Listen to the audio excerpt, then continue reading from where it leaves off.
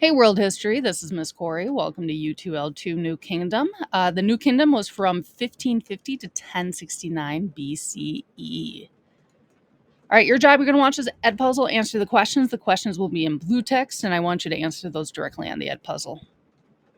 Learning targets: identify and examine dominant and non-dominant narratives about the development of cities, societies, and empires in Asia, the Americas, and Africa.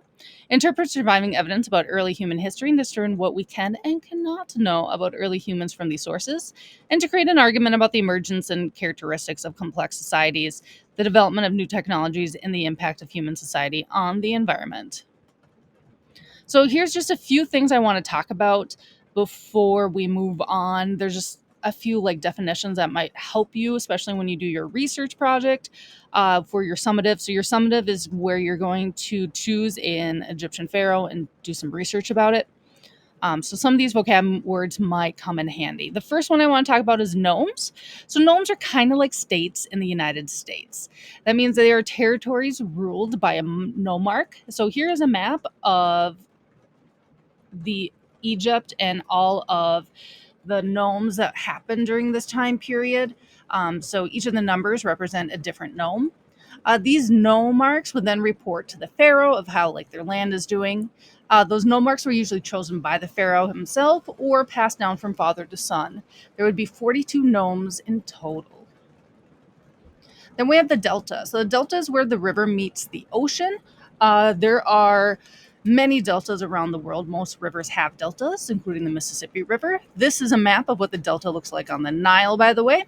The delta is where there's also a buildup of sediment, and the water is very slow moving, and it's also mostly a wetland, especially here on the Nile River.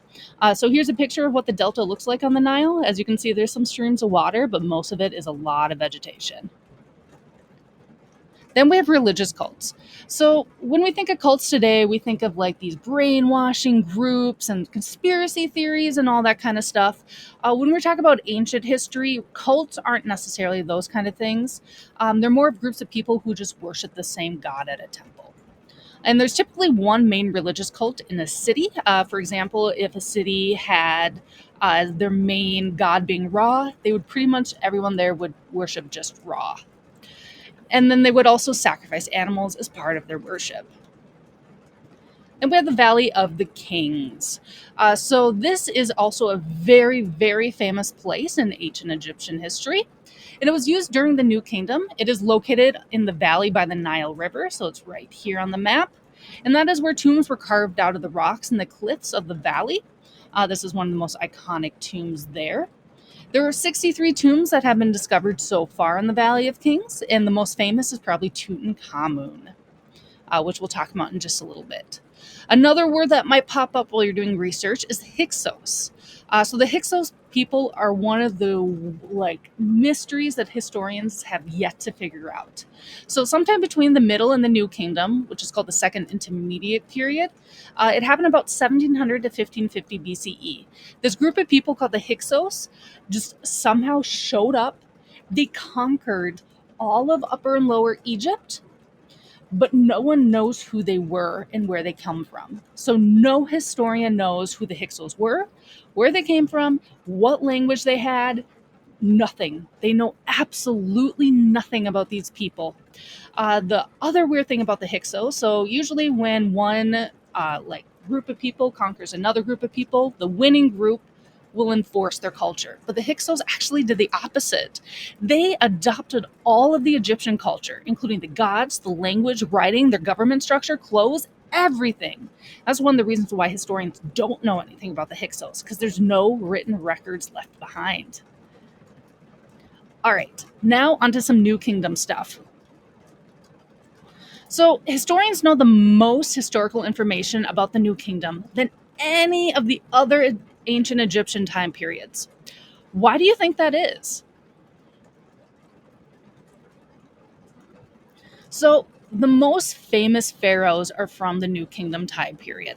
That means that there's a lot of pressure for historians to focus on those. There's also a lot of famous monuments with inscriptions, and this is the time period where Egypt is actually at its wealthiest, which means that there's a lot more trade going on. And with a lot more trade, that means there's a lot more trade documents and records left behind that historians can study. All right, I'm going to talk about this one pharaoh. He is probably the most unique, interesting, and controversial pharaoh of all of Egyptian history. His name is Akhenaten. So his like kind of birth name, like his is Amenhotep the Fourth. He will later change his name to Akhenaten. Just know that it's the same guy, whichever name I refer to. Same guy. So he ruled from about 1352 to 1336 BCE. He was originally named Amenhotep the Fourth. He would then change his name to Akhenaten after becoming pharaoh. So his father before him was pharaoh. His name was Amenhotep the Third. So then it was just passed down to the son, and that's how Amenhotep the Fourth slash Akhenaten became pharaoh. All right, so like I said, he was one of the most influential and odd pharaohs. So prior to his rule, there were hundreds of Egyptian gods worshipped. Some of the big ones include Amun, who is the god of the air. He was by far the most popular. Then we have Osiris, the god of the underworld, Isis of fertility and life, Horus of the sky, Ta of craftsmanship, and Seth of chaos. But Akhenaten did a really interesting thing. He did not like any of these gods and instead just worshipped one god named Aten. So, this Aten, he is one of the sun gods. He was worshipped before Akhenaten came into power, but he wasn't that popular of a god to be worshipped. But Akhenaten only worshipped Aten, so much so that he changed his name from Amenhotep IV to Akhenaten. And of course, as you can see, Aten is in his name. And the really, really crazy part is that Akhenaten actually made all of the other religious cults illegal. So all of these other gods that people were worshiping, Akhenaten made those illegal to worship. So, under his rule, Egypt actually became a monotheistic culture during his reign. And priests of other gods were then sent back to school, re educated in the ways of Aten, and then sent back out to the temples. So, Akhenaten also had a deep hatred for the god of Amun, which was the most popular god to worship. He hated Amun so much that he ordered all statues of Amun to be destroyed, and any pictures or inscriptions like you see here to be defaced or destroyed. So right here should have been the symbol or the word meaning Amun, which is the god of air. But Akhenaten was so mad about that that someone actually chiseled away the name. He then also moved the capital of Egypt from Memphis to Akhenaten. I know, it's a little confusing. Akhenaten named the capital pretty much after him. There's only a one letter change right there. So here's a map. Memphis used to be the original capital of ancient Egypt. Akhenaten would then move it down south here to Akhenaten, the city. So, how do you think priests and common people felt about Akhenaten making all other gods illegal? Yeah, they were very mad. People did not like Akhenaten at all. So Akhenaten did get married. He got married to Queen Nefertiti. And the really interesting part is that he actually made her co-ruler. So at that time, of course, it's like a male hierarchy society. Women typically did not rule or hold high positions, but he actually made her co-ruler. Together, they had six daughters, and he would also change the art form in all of Egypt. So we're going to do kind of like a before and after thing. So here is two examples of Egyptian art before Akhenaten's rule. So I'm going to pause here and you can take a quick look at it.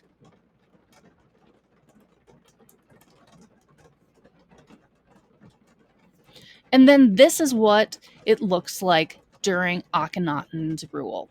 This is what the art style looked like. I'll pause here so you can take a look at it.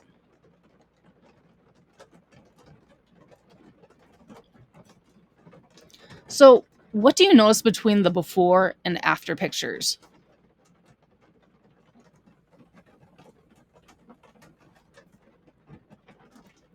Yeah, artwork really changed. So artwork became very non-masculine under Akhenaten. This is actually supposed to be a statue of Akhenaten himself. So beforehand, pharaohs, they were pretty like built guys, you know, they kind of look like they'd go to the gym and work out. But under Akhenaten, There was lots of feminine curves, even on male. And then he was always portrayed with his wife Nefertiti. He was also portrayed kissing and being affectionate towards his kids and wife, which I have a picture of that on the last slide right here. So this is actually Akhenaten kissing one of his daughters. And of course, he only worshipped Aten, so only Aten's like god worship symbols were included. So, what do you think the pharaohs after Amenhotep IV slash Akhenaten thought about his art style and monotheism? They did not like it. They thought it was pretty much an embarrassment to Egyptian culture. So let's talk about Tutankhamun. So he's probably the most famous pharaoh in all of the world. So he ruled from 1332 to 1323. He actually was the ruler right after Akhenaten. So it's a little bit of a question mark of how Tutankhamun relates to Akhenaten. We know for sure that he married one of Akhenaten's daughter. So the weird part is that Tutankhamun could have also been Akhenaten's son, so that means he would have married his sister, but that part is kind of a question mark. He might have also been one of the sons to Akhenaten's sister, so like the nephew, which would still be weird if he married his cousin. But anyway, he also is famous because he died in his early adulthood, about being 18 or 19 years old. So why is King Tutankhamun so famous? He is so famous because his tomb wasn't robbed by grave robbers. From the time that that tomb was sealed off until 1922, that tomb was not touched. It was completely intact. It was rediscovered in 1922. In the tomb, he was very displeased with his father-in-law, Akhenaten. You can see that in his tomb with the art style. So there was a return to the old art style. There was also a return to polytheism. And he did not mention Akhenaten in his grave inscriptions, which is a huge insult. So here's the inside of what King Tutankhamun's tomb looks like. As you can see, pretty much everything is intact, which is just amazing. All right, wrap up. Today we learned about characteristics of the New Kingdom, Nomes, the Valley of the Kings, Hyksos, Amenhotep IV slash Akhenaten, and Tutankhamun. Next up, you're going to do U2-L3, how Isis brought her true love back from the dead. U2-L4, Egypt primary source reading and quiz. U2-L5, Judaism explained. And of course, if you have questions, comments, or simply want to learn more, please let us know. We are here to help you. All right, thanks for watching. Bye.